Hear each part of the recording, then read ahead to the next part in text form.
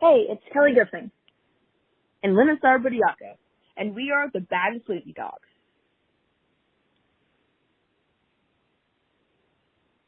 As you know, on this show, Lynn and I debate about books, poetry, graphic novels, and more versus their cinematic adaptation.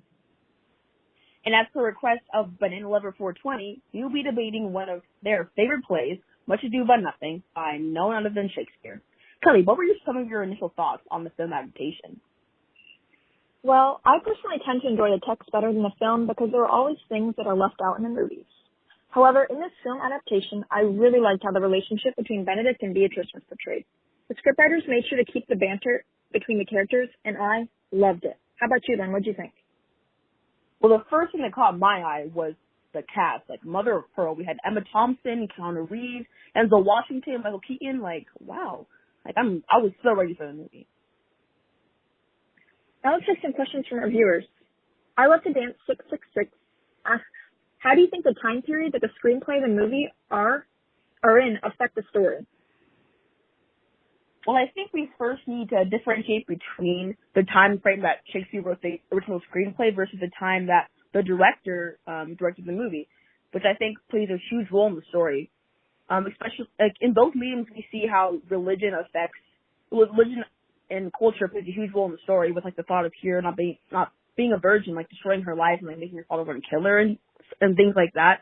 And although it's like seen like a little bit in some cultures today, it's not nearly as common as it was back then because the religious idea is not being a virgin anymore, impure, and it wasn't very Christian-like.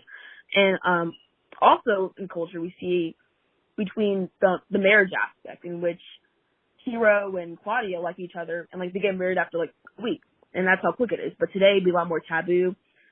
And also what I think impacts the background and such is mainly the audience's background and how they use their background to interpret the film. Like, for instance, when the scene where Leonardo is like yelling at Hero about not being a virgin and like wanting to kill her, like that for us watching the movie during this time was more of a humor kind of thing. But rather back then it was like a really serious like drama, like huge plot point, like the climax, and it was like, whoa, that's very like drastic, like it's crazy during that time period. So yeah, I hope that answers your question. Up next is Tutu Make It Rain, who asks, which version of Much Ado About Nothing do you guys like the most?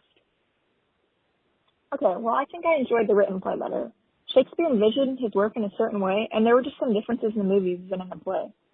I don't know, but I feel like when directors change up the work, they're almost taking away part of what it's really meant to be. A very obvious difference was in the monologue at the beginning of the play by Beatrice. Although this kind of sets the stage for the viewers and foreshadows later problems, I feel like it shouldn't have been added. Shakespeare didn't include it in his play script, therefore it had no place in the movie. I also think that in the movie, Dogberry was portrayed a little bit differently. He still brings the comedy aspect to the film, but in a very different way than in the text. In the text, the humor is found when he confuses his words, but in the movie, it was almost overshadowed by his childish-like ways of acting. He often is just silly, like when he pretended to ride in on a horse. This is just a different kind of humor than what was originally intended. I think the movie was a good one, but I don't think it should have strayed away from the original text that it's based on. Which did you like better? I think I enjoyed the movie a lot more because I'm more of like a visual learner, and like I understand things a lot more better in video and pictures and such. But for the story in particular, like the movie was a lot more interesting to me because the movie was able to provide a lot of things that I couldn't get from the play. Like the main thing was how the characters were like communicating with their body language and how they were saying things. Like take Act 5 and Scene 2, for example, when Benedict is like singing the song. When you like read a song like in the original screenplay, it's like not nearly the same effect as actually hearing him sing the song, like stumble over his words and like sing it really badly and like saying like how frustrated he is with his inability to sing the song, like show his love for Beatrice. And so I think that's a very important aspect that we can get from movies versus the original screenplay. And so I think like those little nuances and pauses, like that really adds up for me for every scene, making the movie just more enjoyable for me than the original screenplay. Well, that's all we have time for on the Baddest Lady Dog Show. We were kind of Shakespeare, but be sure to join us next week as we destroy the film adaptation of The Fault in Our Stars.